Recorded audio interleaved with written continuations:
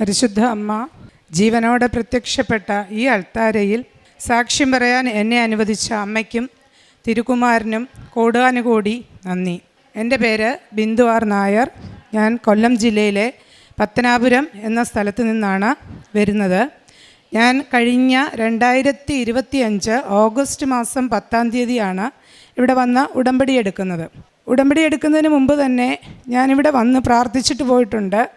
പക്ഷേ ഞാനന്ന് ഉടമ്പടി എടുത്തില്ല. കാരണം ഉടമ്പടി എടുത്ത കുറച്ച് പേരൊക്കെ എന്നോട് പറഞ്ഞു, ഞാനൊരു അധ്യാപികയാണ്, ഗവൺമെൻറ് സ്കൂളിലാണ് വർക്ക് ചെയ്യുന്നത്, government vocational higher secondary school അധ്യാപികയായിട്ട് വർക്ക് ചെയ്യുകയാണ്. അപ്പം അവിടെ കുറച്ച് പേരൊക്കെ ഉടമ്പടി എടുത്തിട്ടുണ്ട്. അതുപോലെ തന്നെ ഞാനൊരു ഹിന്ദുമത വിശ്വാസിയാണ്. അപ്പോൾ ഉടമ്പടിയുടെ നിബന്ധനകളൊന്നും ഒരുപാട് നിബന്ധനകളുണ്ട്, അതൊന്നും കൃത്യമായിട്ട് പാലിക്കാൻ ടീച്ചറിനെ കൊണ്ട് പറ്റില്ല. അതുകൊണ്ട് ഉടമ്പടി എടുക്കണ്ട, പ്രാർത്ഥിച്ചിട്ട് പോയാൽ മതി എന്ന് പറഞ്ഞാണ് ഞാനിവിടെ പ്രാർത്ഥിക്കാൻ വന്നത്. ഇപ്പം ഹിന്ദുമത വിശ്വാസിയാണെങ്കിൽ പോലും എനിക്ക് മറ്റു മതങ്ങളോടും ഞാൻ ഒരു സമഭാവന പുലർത്തുന്ന ഒരാളാണ്. അപ്പം അതുകൊണ്ട് തന്നെ മാതാവിലും എനിക്ക് നല്ല വിശ്വാസമുണ്ടായിരുന്നു. ഇപ്പോൾ ഉടമ്പടി ഉപ്പൊക്കെ ഞാൻ വാങ്ങിക്കൊണ്ട് പോയിട്ടുണ്ട് ഉടമ്പടി എടുക്കുന്നതിന് മുമ്പ് തന്നെ. ഉടമ്പടി എടുക്കാനുണ്ടായ ഒരു കാരണം എന്ന് പറയുന്നത്, എൻ്റെ മകന് വേണ്ടിയാണ് ഞാൻ ശരിക്കും ഇവിടെ വന്ന് ഉടമ്പടി എടുത്തത്. പിന്നെ എൻ്റെ മാമിയാണ്, പുള്ളിക്കാരിക്കുണ്ടായ ഒരു സാക്ഷ്യം ഞാനത് കേട്ടു. അപ്പം അതുപോലെ തന്നെ ഞാൻ സാക്ഷ്യങ്ങളൊക്കെ നേരത്തെ തന്നെ ഉടമ്പടി എടുക്കുന്നതിന് മുമ്പേയും കേൾക്കാറുണ്ട്. അപ്പം എൻ്റെ ജീവിതത്തിലും അമ്മയുടെ അനുഗ്രഹം ഉണ്ടാകണമെന്ന് കരുതി ഞാൻ എത്ര ബുദ്ധിമുട്ടിയായാലും ഞാൻ ആ ഉടമ്പടി നിബന്ധനകൾ ഉറച്ചു നിൽക്കുമെന്ന് വിശ്വസിച്ചാണ് എൻ്റെ മാമിയുടെ കൂടെ തന്നെ വന്നാണ് ഞാനിവിടെ ഉടമ്പടി എടുക്കുന്നത്. അന്ന് മുതൽ ഞാൻ അമ്മയുടെ ഉടമ്പടി നിബന്ധനകൾ എന്നെക്കൊണ്ട് പറ്റുന്ന പോലെ നന്നായി പാലിച്ച് ഞാൻ ജീവിച്ചു വരികയാണ്. അപ്പോഴാണ് 2025 ഞാൻ ഓഗസ്റ്റിൽ ഉടമ്പടി എടുത്തു. 2025 സെപ്റ്റംബർ 1-ാം തീയതി ഇവിടെ ഇരിക്കുന്ന ഒരുവിധപ്പെട്ട എല്ലാവർക്കും അറിയാതിരിക്കാം, വളരെ സുപ്രധാനമായ ഒരു സുപ്രീം കോടതി വിധി വന്നു.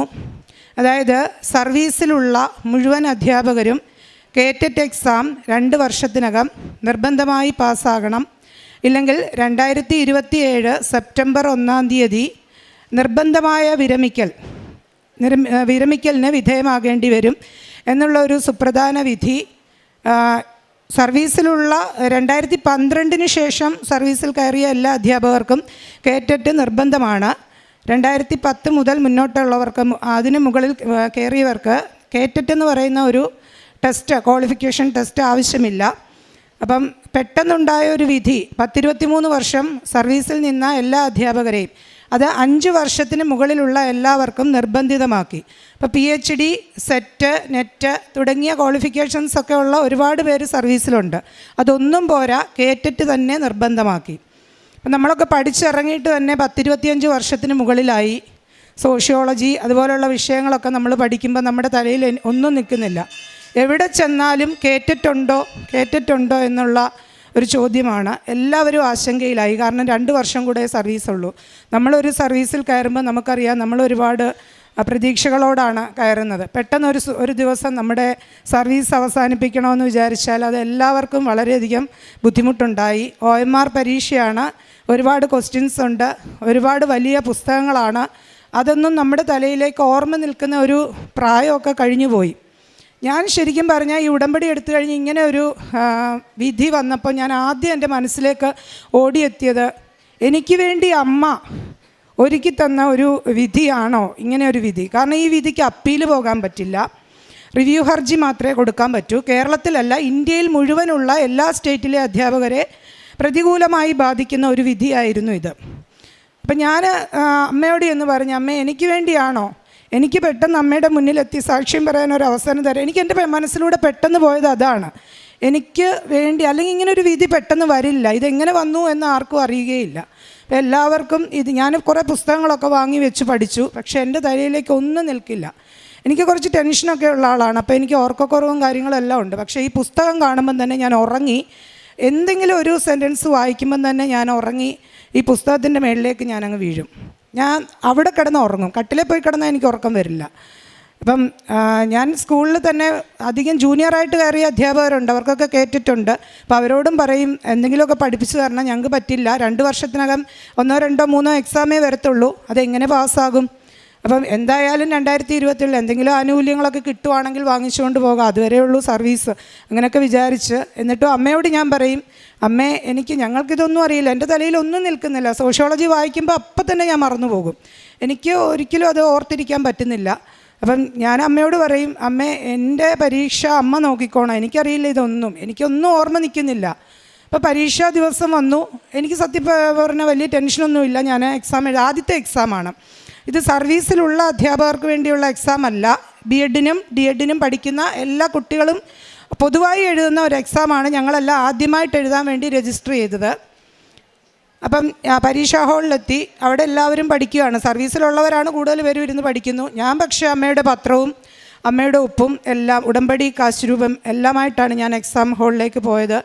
അവിടെ ചെന്നു. ഞാൻ അവിടെ നിന്ന അധ്യാപകർക്കൊക്കെ ഞാൻ അമ്മയുടെ പത്രം കൊടുത്തു. ഞാൻ പരീക്ഷാ ഹാളിലേക്ക് കയറി. ഉപ്പിട്ട് പ്രാർത്ഥിച്ചിട്ടാണ് കയറിയത്. എൻ്റെ പേഴ്സണൽ ഉടമ്പടി കാശുരൂപമുണ്ട്, ബാക്കിയൊന്നും കൊണ്ട് കയറാൻ പറ്റില്ല, പേന ഹാൾ ടിക്കറ്റ് മാത്രമേ പറ്റുള്ളൂ. ഞാനത് വെച്ചു. ക്വസ്റ്റ്യൻ പേപ്പർ കിട്ടി. ഞാൻ അവിടെയും ഉപ്പിട്ട് പ്രാർത്ഥിച്ചു. ഞാൻ എക്സാം എഴുതി. OMR ആണ്. കാറ്റഗറി 1, 2 2 എഴുതി. രാവിലത്തെ എക്സാം എഴുതി, ഉച്ചയ്ക്ക് വീണ്ടും എഴുതി, വൈകുന്നേരം വീട്ടിൽ വന്നു. രാത്രിയിലും പിറ്റേ ദിവസമായിട്ട് കുറേ ഇൻസ്റ്റിറ്റ്യൂഷൻ്റെ ആൻസർ കീ ഒക്കെ വന്നിട്ടുണ്ടായിരുന്നു. അപ്പോൾ അതൊക്കെ നോക്കാനൊരു പേടിയാണ്, എന്നാലും കൂടെ കഷ്ടപ്പെട്ട് കാറ്റഗറി 1ൻ്റെ ആൻസർ കീ നോക്കിയപ്പം ഞങ്ങൾ ജനറൽ കാറ്റഗറിയാണ്, 90 മാർക്ക് വേണം ക്വാളിഫിക്കേഷന്. അപ്പം കാറ്റഗറി 1ന് 90 മുകളിലേക്ക് എത്താൻ സാധിച്ചു. എന്നാലും എനിക്ക് സംശയമാണ്, കാരണം ഇത് ശരിക്കും ഒഫീഷ്യൽ ആൻസർ കീ വന്നാൽ മാത്രമേ നമുക്കിത് കറക്റ്റായിട്ടുള്ള ആൻസർ അറിയാൻ പറ്റുള്ളൂ. കാരണം പരീക്ഷാഭവൻ്റെ സൈറ്റിൽ നിന്നുള്ള ആൻസർ കീ വരണം. അത് ഒരു മാസത്തോളം കഴിഞ്ഞാണ് ആ ആൻസർ കീ വരുന്നത്. അപ്പോൾ ഇത് നോക്കിയിട്ട് മാറ്റി വെച്ചു. അമ്മയോട് മാത്രം എല്ലാ ദിവസവും നിയോഗത്തിലും കേട്ടിട്ട് കിട്ടണേ, ഞാനിവിടെ വന്ന് സാക്ഷ്യം പറയാം. എന്നിട്ട് എൻ്റെ മനസ്സിൽ ഞാൻ എല്ലാ ദിവസവും ഇതുപോലൊരു സാക്ഷ്യം ഞാനിവിടെ വന്ന് പറയുന്നത് എൻ്റെ മനസ്സിലൂടെ എന്നും ഓടിപ്പോകുമായിരുന്നു. എന്തൊക്കെയാണ്, ഞാൻ ഇവിടെ വന്ന് എല്ലാ മാസവും ഞാൻ വരും, ഉടമ്പടി പുതുക്കാൻ മാത്രമല്ല എല്ലാ മാസവും ഞാൻ വരും. അപ്പം എല്ലാ മാസവും ഞാൻ പത്രം വാങ്ങിക്കൊണ്ടുപോയി എല്ലാവർക്കും കൊടുക്കുകയും ചെയ്യും. അപ്പോഴെല്ലാം ഞാൻ ഇവിടെ വന്നിരുന്നിട്ട് എൻ്റെ മനസ്സിൽ ഞാനിവിടെ കയറി സാക്ഷ്യം പറയുന്നത് എൻ്റെ മനസ്സിലൂടെ ഇങ്ങനെ പോകും. അങ്ങനെ ഇന്നലെ വൈകുന്നേരം കേറ്ററ്റ് 2ൻ്റെ ആൻസർ കീ ഞാൻ നോക്കി, ഒരു കാരണവശാലും അടുത്ത് പോലും എത്തുന്നില്ല. അത് ഞാനങ്ങ് വിട്ടു. രണ്ടാമത് സർവീസിലുള്ള അധ്യാപകർക്ക് വേണ്ടിയുള്ള കേറ്ററ്റ് എക്സാം വിളിച്ചു. 1000 രൂപ വെച്ച് 2000 രൂപ വെച്ച് ഞങ്ങളത് രജിസ്റ്റർ ചെയ്തു.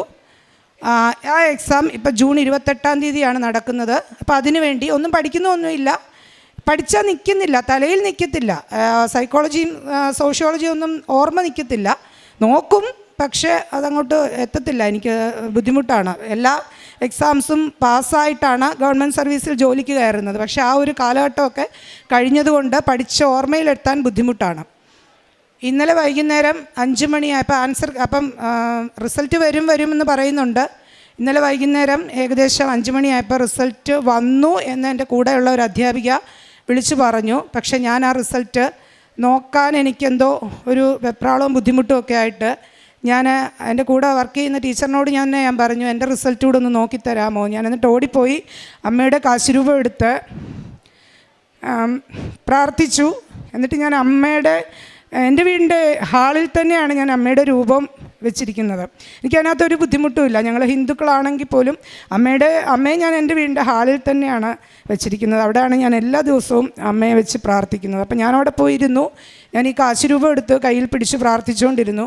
ഞാൻ എന്നിട്ട് എൻ്റെ കേറ്ററ്റിൻ്റെ നമ്പർ, കേറ്ററ്റ് കാറ്റഗറി 1ൻ്റെ നമ്പർ അയച്ചു കൊടുത്തു. 2 എനിക്ക് കിട്ടത്തില്ലല്ലോ, അയച്ചു കൊടുത്തു. എനിക്ക് റിസൾട്ട് അയച്ചു വന്നിട്ട് എന്നോട് ചോദിക്കും, ഇതെന്തുവാ റാങ്ക് കിട്ടാനുള്ള മാർക്കാണോ ഇത് വാങ്ങിച്ചേക്കുന്നത്? ക്വാളിഫിക്കേഷൻ മാർക്കും അല്ല, അതിലൊക്കെ ഉപരി വലിയൊരു മാർക്ക് തന്ന് അമ്മ എന്നെ അനുഗ്രഹിച്ചു. എന്നിട്ട് ഞാൻ കാറ്റഗറി 2, ഞാൻ പിന്നെ അത് ഓർക്കുന്നില്ല, ശരിക്കും ഞാൻ സന്തോഷിക്കുകയല്ല ചെയ്തത്, ഞാൻ അവിടെ ഇരുന്ന് അങ്ങ് കരഞ്ഞു. കാരണം ആദ്യമായിട്ട് ഞാൻ മറ്റുള്ള പഠിച്ച കുട്ടികളുടെ കൂടെ പോയിരുന്ന എക്സാം എഴുതിയിട്ടും അമ്മ എന്നെ അതിലെത്തിച്ചു തന്നു. എനിക്കിതിനകത്ത് ഒരു പങ്കുമില്ല, കാരണം എൻ്റെ ഓർമ്മയിലൊന്നും നിൽക്കുന്നില്ല. ആ അമ്മ മാത്രമാണ് ഇതിനകത്ത് ഇടപെട്ടിരിക്കുന്നത്.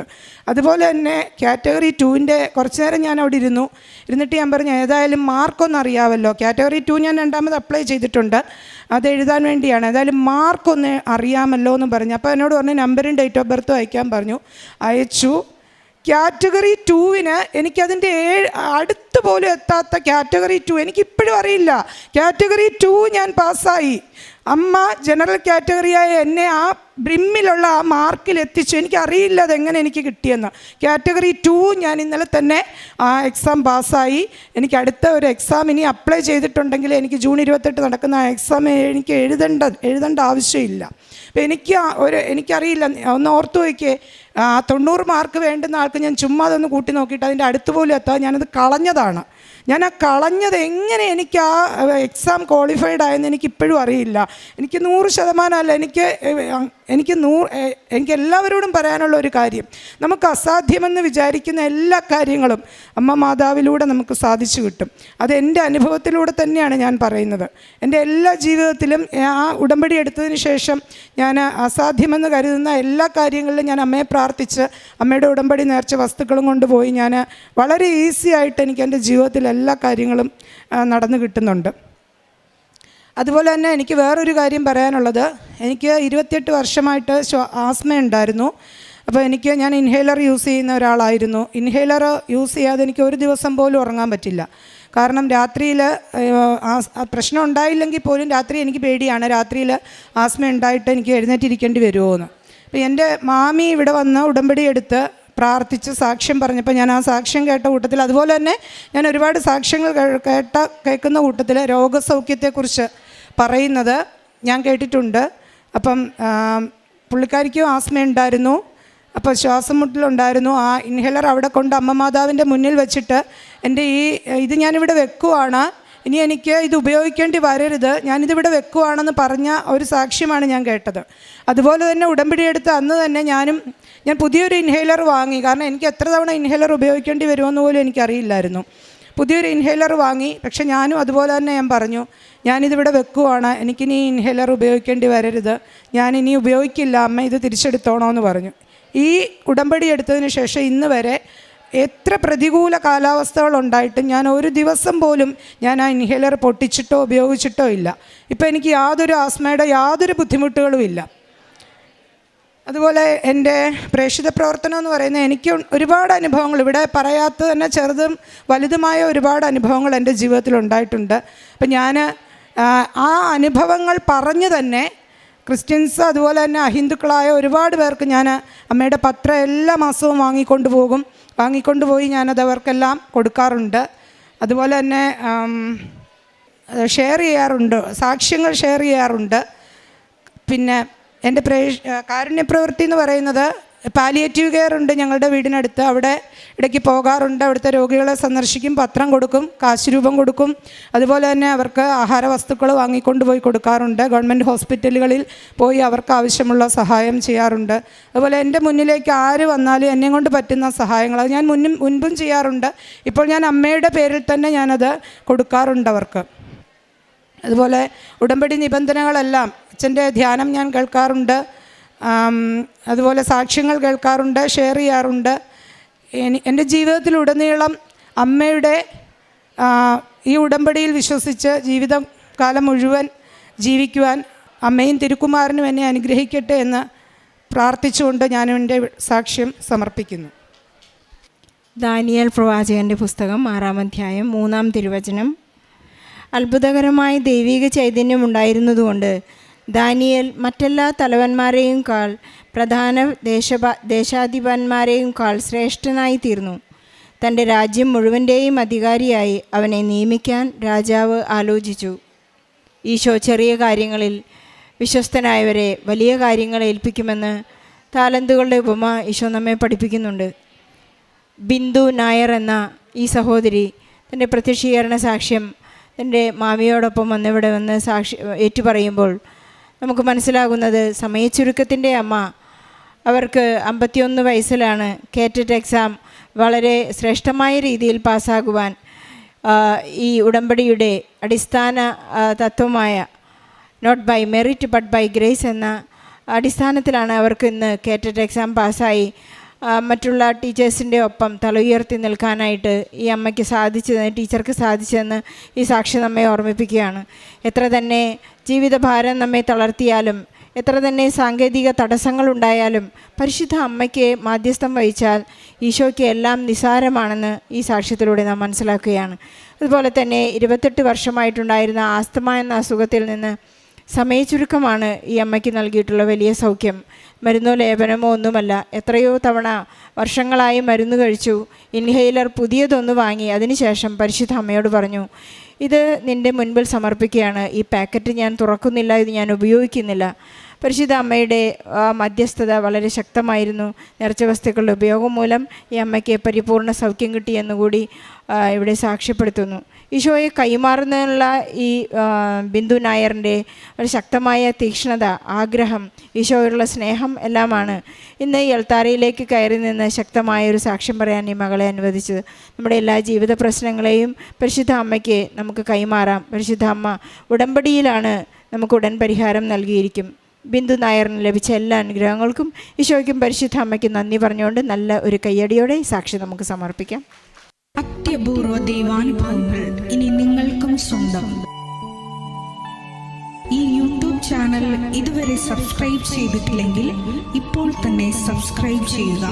ഈ വീഡിയോ ഇപ്പോൾ തന്നെ നിങ്ങളുടെ സുഹൃത്തുക്കൾക്ക് ഷെയർ ചെയ്തുകൊണ്ട് കർത്താവിൻ്റെ പ്രേക്ഷിതരാകുക.